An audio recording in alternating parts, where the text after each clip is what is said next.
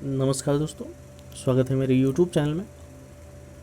भारत सरकार द्वारा भारतीय किसानों की समस्या के समाधान के लिए बहुत सारी योजनाएं और उससे जुड़ी कवायदें वर्तमान में चल रही हैं। इन्हीं कवायदों की श्रृंखला में भारत सरकार ने किसानों को बड़ी राहत देने के लिए 2 अध्यादेश जारी किए हैं। इन्हीं 2 अध्यादेशों की हम चर्चा इस वीडियो में करेंगे। इसके सारे पहलुओं को जानेंगे। गौरतलब है कि ये मुख्य परीक्षा के सामान्य अध्ययन प्रश्न पत्र 3 अर्थव्यवस्था खंड के कृषि विपणन के टॉपिक से जुड़ा हुआ है, जो कि बहुत ही महत्वपूर्ण टॉपिक है। तो दोस्तों, जो अध्यादेश हुआ है उसके बारे में हम सारे एस्पेक्ट्स को जानेंगे। आइए देखते हैं कि 2 अध्यादेश कौन है। इस अध्यादेश के बारे में बताने से पहले मैं इसकी पृष्ठभूमि के बारे में बताना चाहता हूँ कि अध्यादेश किस लिए लाया गया है। पहले जो बाध्यता थी भारत सरकार द्वारा कि केंद्र सरकार के अधीन जितनी भी पंजीकृत मंडियां होती थी, ठीक है, पंजीकृत मंडियां होती थी, इन्हीं पंजीकृत मंडियों में किसान को अपनी उपज बेचने की बाध्यता होती है, जिससे किसान जो है इन पंजीकृत मंडियों के बाहर अगर अच्छा मूल्य मिल रहा है तो वहाँ बेचने में असक्षम हो जाता था, जिससे उसकी उपज को उतना अच्छा मूल्य नहीं मिल पाता था जो कि उसको मिलना चाहिए। तो सरकार ने इसी बाध्यता को खत्म करने के लिए 2 अध्यादेश जारी किए हैं। कृषि उपज और वाणिज्य अध्यादेश 2020 और मूल्य आश्वासन पर किसान समझौता और कृषि सेवा अध्यादेश, ठीक है। सरकार ने बाधा मुक्त कृषि व्यापार के लिए इन अध्यादेशों को जारी किया गया है। इसका सीधा सा मतलब है कि किसान अधिसूचित मंडियों से बाहर कहीं भी अपनी उपज बेचने के लिए स्वतंत्र है। इसके अलावा किसान बुआई से पहले भी कृषि व्यापार से जुड़ी कंपनियों व थोक व्यापारियों के साथ अपनी उपज की बिक्री का करार कर सकेगा। यह योजना 5 जून को घोषित की गई थी और अभी हाल ही में इसको अधिसूचित किया गया है। अब इसके अंदर क्या क्या एस्पेक्ट्स हैं, क्या क्या लाभ हैं, उसके बारे में हम डिस्कस करेंगे। पहला जो लाभ है कि अधिसूचना के मुताबिक कृषि उपज और व्यापार और वाणिज्य अध्यादेश के तहत किसानों को राज्य के भीतर या राज्य के बाहर कहीं भी अपनी पसंद के बाजार, संग्रह केंद्र, गोदाम, कोल्ड स्टोरेज, कारखानों को अपनी उपज बेचने को छूट मिल गई है। पहला फ़ायदा तो यही है।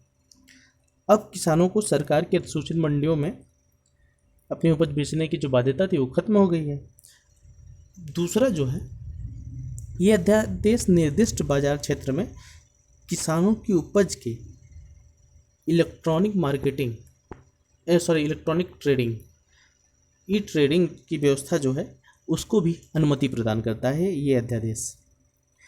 इसमें निजी क्षेत्र के लोग, किसान उत्पादक संगठन, कृषि सहकारी समिति ऐसे इलेक्ट्रॉनिक ट्रेडिंग प्लेटफॉर्म की स्थापना या संचालन दोनों कर सकते हैं।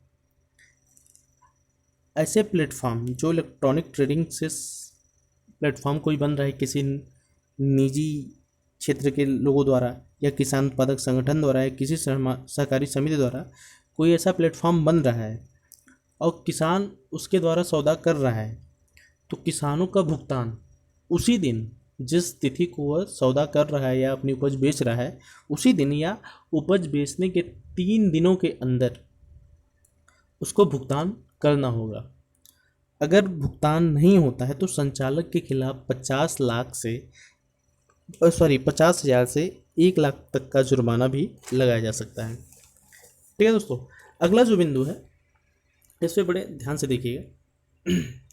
अगला जो बिंदु है कि अध्यादेश के मुताबिक राज्य सरकारें किसानों, व्यापारियों और इलेक्ट्रॉनिक ट्रेडिंग प्लेटफॉर्म पर किसी तरह का बाजार